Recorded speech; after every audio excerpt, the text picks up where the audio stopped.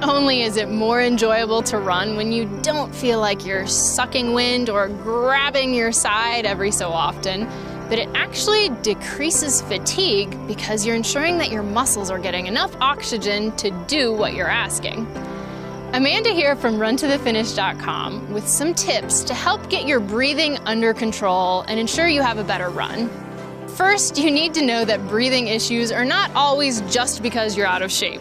They could be caused by asthma, allergies, technique, or some of the tips that I'm going to share with you.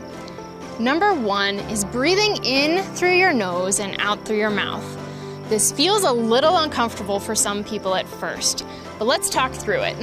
In through your nose and out through your mouth is a more calming way of breathing and ensures that you're breathing just a little bit slower. Now, the second piece of this is actually from Bud Coates, and it's a rhythmic breathing pattern. It can take a little bit to get used to, but is super helpful. Now, the way it works is you breathe in for 3 and out for 2. So you time it with your footsteps. In 2, 3, out 2. In 2, 3, out 2.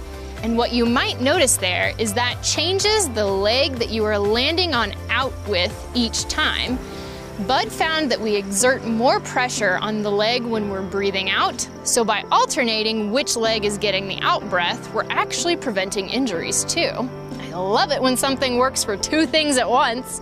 Next up, if allergies are your issue, and hello, this spring I could barely take it, I have learned that taking your allergy medication after the run is really important. Most of us have a 24-hour medication, so just try and time it at some point daily that's going to be after your run. Prior to your run, it seems to result in shallower breathing and just never fully getting your lungs to totally open up. Since we're talking about opening up our lungs, let's make sure our chest muscles aren't the problem. We sit all day hunched over at a computer, which tightens everything up. Before we start running, we want to ensure that we've got good open breathing.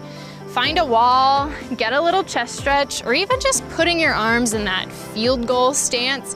You're going to immediately feel it start to open everything up and ensure you can take a full breath while you're running.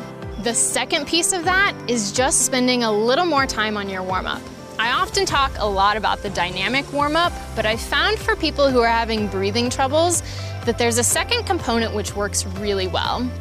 Do your normal walk and then run for maybe 3 to 5 minutes, then walk again for a few more minutes before starting your full run. This seems to really help with just loosening everything up and getting those lungs open. Most people who try this tell me that consistently it means their run goes better in the second part because they're not struggling so hard to get their breath. Now, my final tip is to stop thinking about your breathing so much. I know I just told you in through your nose and all these patterns, but the more you think about it, the more you start kind of psyching yourself out.